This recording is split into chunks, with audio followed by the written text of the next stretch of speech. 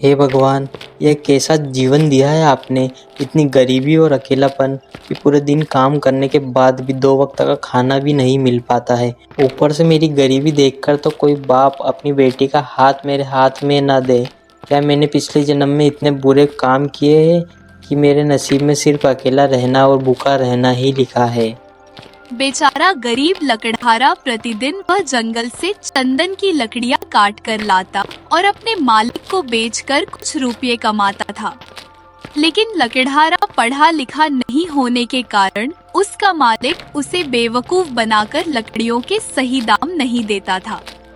लेकिन अब वह अपनी गरीबी से तंग आ गया था।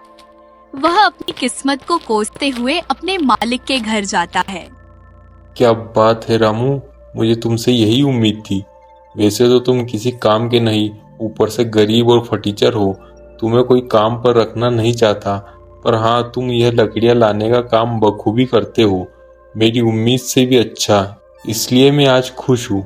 ये लो 50 रुपए और दफा हो जाओ यहाँ से। हाँ, कल लकड़ियां समय पर ला देना। आपका बहुत बहुत धन्यवाद मालिक। रामू अपने मालिक से पैसे लेकर अपने घर की ओर निकल जाता है। अरे भाई, ये क्या, उसने इतनी मेहनत की, जंगल जाकर इतनी कीमती चंदन की लकड़ियां लाया और तूने उसे सिर्फ 50 रुपए दिए। यह तो बहुत कम है। इससे तो उसका दिन भर का गुजारा भी मुश्किल से होगा। अरे क्या है ना कि वो पढ़ा लिखा नहीं है, तो उसे पता ही नहीं है कि चंदन की लकड़ियां बाजार में कितने पैसों में बिकती है। और दुनिया का नियम है भैया, मूर्ख और कमजोर का तो शुरू से ही फायदा लिया जाता है। मैं अपना फायदा देखूंगी इन जैसे मूर्खों का। वो सब तो ठीक है कि तूने इसे ठग लिया क्योंकि वह अनपढ़ है, लेकिन क्या इसके परिवार वाले भी मूर्ख हैं जो इसे कुछ नहीं कहते? कैसे कहेंगे, जब कोई परिवार में होगा तब ना। बचपन से ही इसके माँ बाप चल बसे थे और गरीबी के कारण इसकी शादी नहीं हो पाई। बचपन में मैंने ही इसे सहारा दिया था और तभी से यह मेरे लिए काम करता है। इसे दुनियादारी के बारे में कुछ नहीं पता। तू बहुत घटिया इंसान है यार। इतने साल से यह तेरे लिए इतने कम पैसों में काम कर रहा है। इससे ज़्यादा तो भिखारी कमा लेते हैं एक जगह बैठे बैठे। 50 रुपये? कितने दिनों बाद मालिक ने मुझे पूरे 50 रुपये दिए हैं, वरना तो रोज़ 20 रुपये में ही काम चलाना पड़ता है। ऐसे ही मेहनत करूँगा तो मुझे पूरा विश्वास है कि मालिक एक दिन मेरी तनख्वाह ज़रूर बढ़ा देंगे। क्या पता 100 रुपये भी कर दे। कल मैं और अंदर तक जाऊँगा और अच्छी से अच्छी लकड़ियाँ काट कर लाऊंगा। अंदर जानवरों और सांपों का थोड़ा खतरा तो है, पर अगर तरक्की करनी है तो यह जोखिम तो उठाना ही पड़ेगा।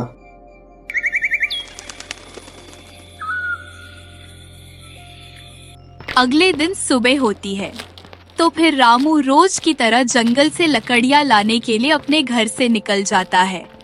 वही रोज की समस्या के कारण वह बहुत उदास और दुखी था। कुछ दूर चलने के बाद उसे रास्ते में एक साधु बाबा मिलते हैं। अरे बेटा, आज तुम इतनी जल्दी में कहाँ जा रहे हो और क्या बात है, आज बहुत परेशान लग रहे हो? क्या बताओ साधु बाबा, इतनी गरीबी और अकेलेपन में जीने का मन ही नहीं करता है। आज मैंने सोचा है कि मैं जंगल के काफ़ी अंदर जाऊंगा। वहाँ थोड़ी अच्छी लकड़ियाँ मिलती है। अगर मैं उन लकड़ियों को काट कर लाऊंगा तो मालिक खुश हो जाएंगे। क्या पता मेरी तनख्वाह बढ़ा दे।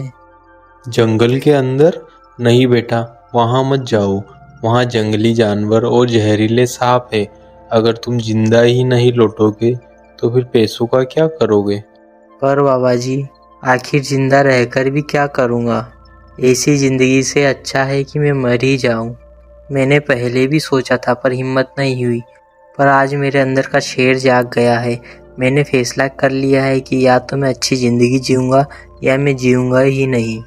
मुझे पता है बेटा, तुमने जीवन में बहुत दुख देखे हैं, पर थोड़ा हिम्मत से काम लो। अगर तुम्हारी जगह कोई और होता तो उसने हार मान ली होती। पर बेटा, अगर तुम जंगल के अंदर जा ही रहे हो तो एक बार महादेव के मंदिर होकर जरूर आना। मैंने सुना है कि जिसने भी महादेव के दर्शन किए हैं वह कभी खाली हाथ नहीं लौटा। उसकी इच्छा अवश्य पूरी होती है। जी बाबा जी, जैसा आप कहे। मैं मंदिर ज़रूर जाऊंगा, पर वह मंदिर कहाँ मिलेगा? बेटा, वह मंदिर घने जंगल में जहाँ तुम जा रहे हो वही है। ठीक है बाबा, मैं चलता हूँ। लकड़हारा साधु से विदा लेकर घने जंगल की ओर निकल जाता है। डर तो लग रहा है, पर यही मौका है कुछ कर दिखाने का। बस एक बार अच्छी किस्म की लकड़ियाँ मिल जाए, फिर जल्द से जल्द निकल जाऊंगा।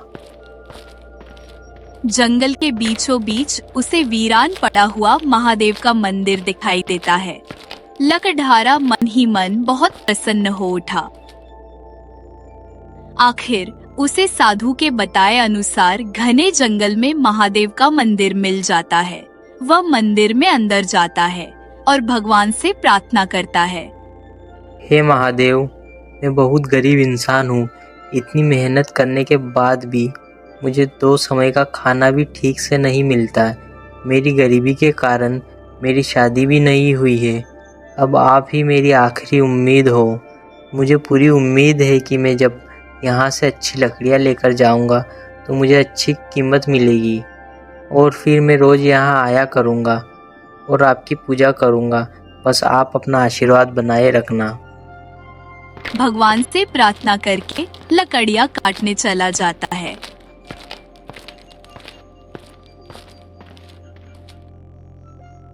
कुछ समय बाद वह लकड़ियाँ काटकर वापस अपने गांव की ओर लौट आता है। मालिक, मैं जंगल के बहुत अंदर तक गया था और आपके लिए उच्च किस्म की लकड़ियाँ लेकर आया हूँ। क्या आप इसके लिए मुझे ज़्यादा रुपए दे सकते हैं? अरे वाह, तूने तो कमाल कर दिया लकड़हारे। जंगल के अंदर तो बड़े से बड़ा लकड़हारा भी जाने से डरता है। तुमने तो आज मेरा दिल खुश कर दिया, इसलिए मैं तुम्हें पूरे 100 रुपए दूंगा। 100 रुपये? क्या सच कह रहे हो मालिक? मुझे विश्वास नहीं हो रहा। आपका बहुत बहुत धन्यवाद। मैं रोज़ जंगल के अंदर से ऐसी ही लकड़ियाँ लाकर दूंगा। इतना कहकर लकड़हारा अपने घर की ओर चल देता है। आज वो बहुत खुश था क्योंकि आज उसे पूरे 100 रुपए मिले थे। अगले दिन वह और घने जंगल में जाने के लिए उत्साहित था। वह अपने घर की ओर जा रहा था। तभी उसे रास्ते में एक व्यापारी मिलता है। ए भैया सुनो, क्या तुमने अभी अभी जो लकड़ियाँ बेची है वो सिर्फ 100 रुपए में बेच दी? क्या वो सच में तुम जंगल के अंदर से लाए थे? जी हाँ, पर क्यों? क्या मैंने कुछ गलत कर दिया? अरे गलत क्या कहूँ मैं, तुम्हें पता भी है तुमने कितनी बड़ी गलती की है। तुम सोच भी नहीं सकते। क्या? मुझे पता नहीं था कि जंगल के अंदर की लकड़ियाँ लाने की सख्त मनाही है। माफ़ कर दीजिए। अरे बेवकूफ़ गधे, मैं जंगल की लकड़ियाँ काटने के लिए नहीं डांट रहा हूँ। तुमने जो लकड़ियाँ मात्र 100 रुपये में बेच दी उसके लिए डांट रहा हूँ। जो तुम लकड़ियाँ काट के लाते हो वो कोई साधारण लकड़ियाँ नहीं, बल्कि बेशकीमती लाल चंदन की लकड़ियाँ है, जिसका बाजार में मूल्य 10,000 है। मालिक मुझे 100 रुपये भी नहीं देते हैं और आप कह रहे हैं कि 10,000? हाँ, और तुम्हें ये जानकर अफसोस होगा कि जिन लकड़ियों को तुम साधारण लकड़ियाँ समझते हो वह चंदन की लकड़ियाँ हैं, जो कि बहुत कीमती है। और नदी के उस पार तो मैंने सुना है कि लाल चंदन की लकड़ियाँ पाई जाती है, जो कि सोने के भाव बिकती है। पर वहाँ जाना मतलब अपनी मौत को बुलावा देना जैसा है। लकड़हारे को यह सब सुनकर विश्वास नहीं हो रहा था कि उसके मालिक ने उसकी मजबूरी का फायदा उठाया। फिर व्यापारी उसे अपने घर ले जाता है। तुम ठीक तो हो ना भाई? हाँ, मैं ठीक हूँ। आपकी बातें सुनकर मुझे यकीन नहीं हो रहा कि मालिक ने मेरे साथ ऐसा किया। जब मेरे माता पिता नहीं थे तब उन्होंने मुझे सहारा दिया था। मुझे उन पर खुद से भी ज़्यादा भरोसा था, पर उन्होंने मेरा फ़ायदा उठाया। मुझे तुम्हारे लिए दिल से बुरा लग रहा है। मैं समझ सकता हूँ कि तुमने अपने जीवन में कितनी तकलीफ़ें सही होगी। पर मुझे यह समझ नहीं आ रहा कि आपने मुझे यह सब बताया क्यों। आप भी तो मेरा इस्तेमाल कर सकते थे। देख बेटा, अगर कुछ लोग ठग या बुरे हो तो इसका मतलब यह नहीं कि सब वैसे ही हो। मैं एक ईमानदार व्यापारी हूँ। मैं कभी किसी को कम रकम नहीं देता। अब देखो, जो हो गया सो हो गया। क्या तुम मेरे लिए एक काम करना चाहोगे? मैं तुम्हें चंदन की लकड़ियों के सही दाम दूंगा और तुम बहुत जल्दी अपनी गरीबी से बाहर आ जाओगे। हाँ जी, क्यों नहीं। मैं भला आपके साथ काम करने से मना कैसे कर सकता हूँ। आपने मुझे सही राह दिखाई है। आज से तुम भी एक व्यापारी हो जो अपना सामान किसी को बेचता है, मेरी तरह। और हाँ, आज तुम मेरे ही घर रुक जाओ। मेरी पत्नी बहुत अच्छा खाना बनाती है। अगर आपकी बातें पूरी हो चुकी हो तो खाना खा लीजिए, वरना आपकी बातें तो चलती रहेंगी लेकिन खाना ठंडा हो जाएगा। अरे हाँ भाग्यवान, हम करते हैं भोजन।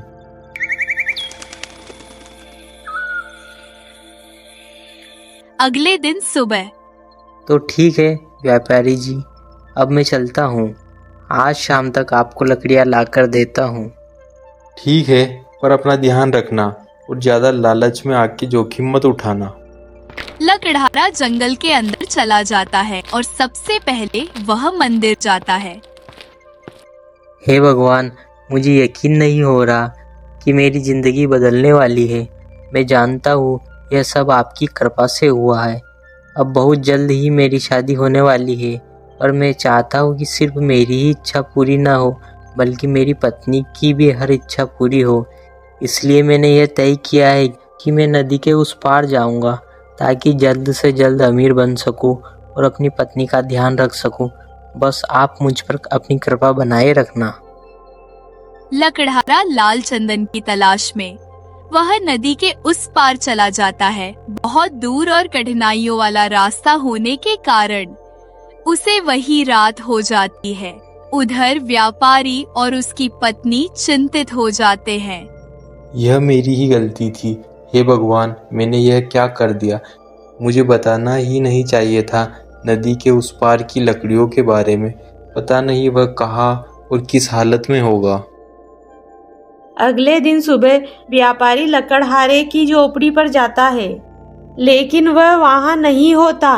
तभी वे दूर से एक आदमी को आते हुए देखते हैं जो काफी घायल है। पास आने पर पता चलता है कि वह लकड़हारा है। जैसा मैंने सोचा था, तुम सच में बेवकूफ़ हो। मैंने मना किया था ना तुम्हें। तुम क्यों गए नदी के उस पार? मैंने यह सब अपनी होने वाली पत्नी के लिए किया। मैंने बस अपना फर्ज निभाया और कुछ नहीं। लकड़हारा काफी घायल और थका हुआ लग रहा था। व्यापारी उसे अपने घर ले जाता है।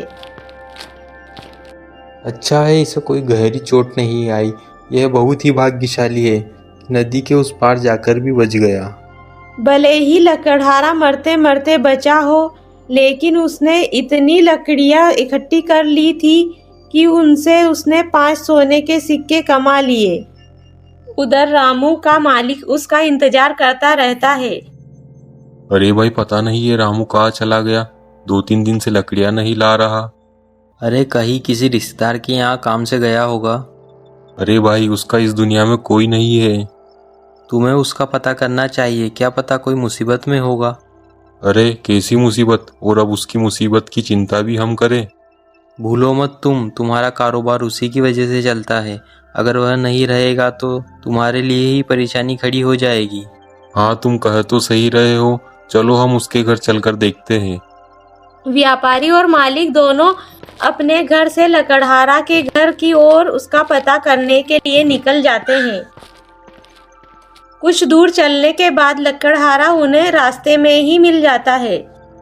अरे रामू, 2 दिन से कहाँ थे और तुम मुझे लकड़ियाँ क्यों नहीं लाकर दे रहे हो? वो कुछ नहीं मालिक, मुझे कुछ काम आ गया था तो मैं जंगल नहीं जा पाया था। क्या काम आ गया था? लकड़ियाँ लाने के अलावा तुम और करते क्या हो? सच सच बताओ, बात क्या है? मालिक, मैं अब आपके लिए लकड़ियाँ नहीं लाऊंगा। क्यों भाई, क्या दिक्कत आ गई? आप मुझे लकड़ियों का उचित दाम नहीं देते, इसलिए मैं तुम्हें लकड़ियाँ नहीं दूंगा। भूल गया क्या तू? तेरे माता पिता के चले जाने के बाद किसने तुझे सहारा दिया था? मालिक, मुझे समझ में आ गया आपने क्यों मुझे सहारा दिया था। आपने अपने मतलब के लिए मुझे सहारा दिया था। नहीं, ऐसा कुछ नहीं है। भला मुझे तुझसे क्या चाहिए? तू जो ये लकड़ियाँ लाने का काम करता है, यह तो कोई भी लकड़हारा कर देगा। और तुझसे मैं फ्री में थोड़ी करवाता हूँ, उसके दाम भी तो देता हूँ। मुझे पता चल गया है, जो लकड़ियाँ मैं लेकर आता हूँ वह कोई साधारण लकड़ियाँ नहीं है, बल्कि बेशकीमती चंदन की लकड़ियाँ हैं, जिनका बाजार में मूल्य 10,000 रुपये तक है, और आप मुझे बस 100 रुपये देते थे। आपने मेरी गरीबी का बहुत फ़ायदा उठाया। मुझे आप पर खुद से भी ज़्यादा विश्वास था। अरे भाई ऐसा नहीं है, तू घर चल, हम बैठकर बात करेंगे, तेरे मन की शंका भी दूर हो जाएगी। नहीं, अब मुझे कोई शंका दूर नहीं करनी। अब मुझे देर हो रही है, शाम होने से पहले लकड़ियाँ काट के लाना है। मैं चलता हूँ। इतना कहकर रामू वहाँ से चला जाता है। उधर मालिक को भी समझ आ गया था कि रामू को उसकी सच्चाई के बारे में पता चल गया है। वह भी अपने घर की ओर निकल जाते हैं। भाई मैंने तुझे पहले ही समझाया था कि इसे इसकी मेहनत के रुपए तो दे, पर तूने अधिक लालच के कारण उसके साथ विश्वासघात किया। अब वह कभी तुम्हारे साथ काम नहीं करेगा। लकड़हारा प्रतिदिन जंगल से लाल चंदन की लकड़ियां लाता और उन्हें सही दाम पर बेच देता। कुछ ही समय में उसने अच्छे पैसे कमा लिए थे। अब वह गरीबी से बाहर आ चुका था। उसने उन पैसों से उसके लिए एक अच्छा सा घर बनवा लिया था। भगवान की कृपा से अब मेरे पास एक अच्छा घर है। यह सब व्यापारी जी के कारण हुआ। अगर वो मुझे नहीं मिलते तो मैं हमेशा मालिक की गुलामी करता रहता, और मुझे पता भी नहीं चलता कि चंदन की लकड़ियों का बाजार में क्या भाव है।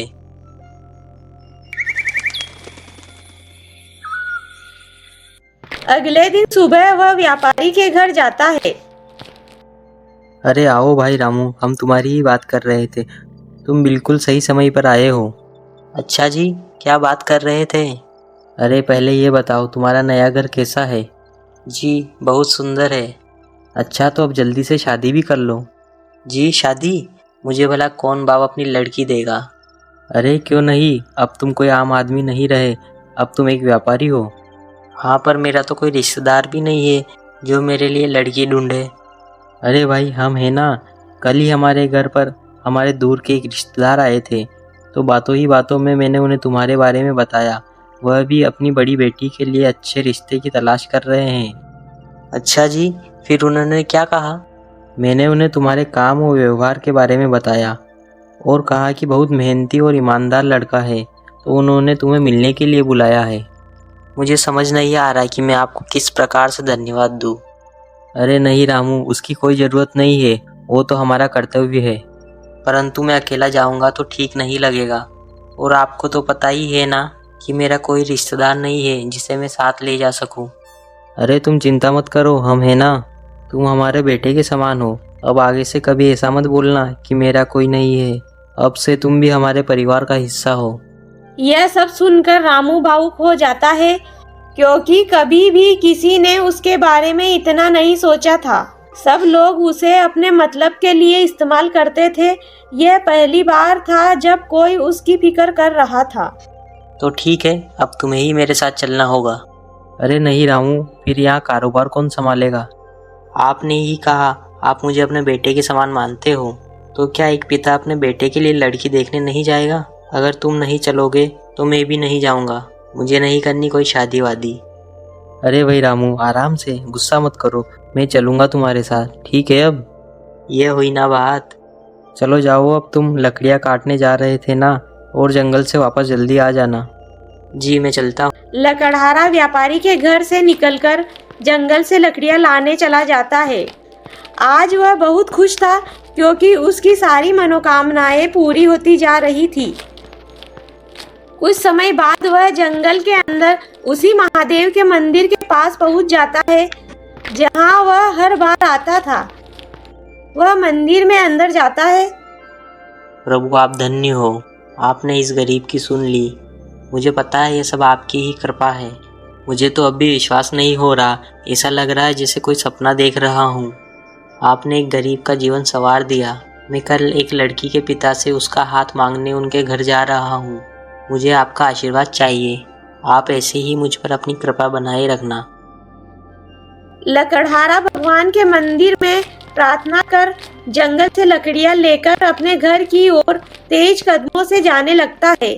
वह कल के लिए बहुत उत्सुक था।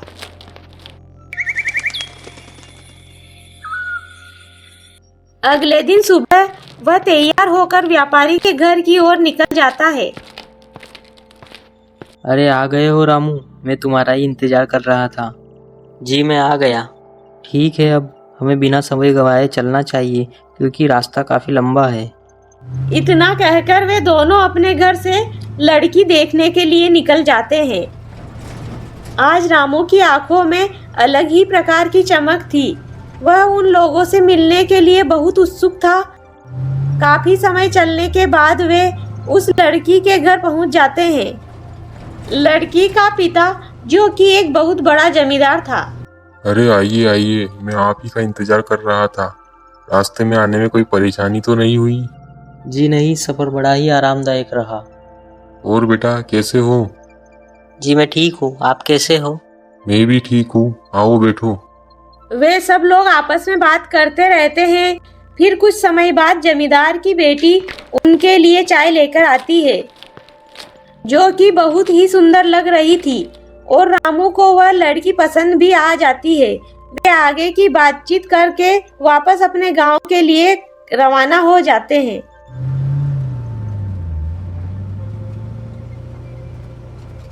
जी क्या हुआ? लड़की कैसी है? रामू को पसंद आई कि नहीं? लड़की बहुत ही सुंदर है, बिल्कुल अपने रामू की तरह, बहुत ही सरल स्वभाव की। दोनों की जोड़ी खूब जमेगी। अच्छा तो रामू, फिर शादी कब करनी है? जब आप लोग कह दो तब। अरे भाई, इसने एक काम में देरी किस बात की, जल्दी से जल्दी कर लो। जी बिल्कुल। चलो तो फिर शादी की तैयारियां शुरू करो। वे लोग रामू की शादी की तैयारी में लग जाते हैं। कुछ दिनों बाद आखिर वह दिन आ ही जाता है जिसका रामू को बेसब्री से इंतजार था। रामू की शादी होती है। वह अपनी दुल्हन को नए घर में ले जाता है और इस प्रकार वह अब एक पारिवारिक आदमी बन गया था। अब वह खुशी खुशी अपना जीवन जीने लगता है।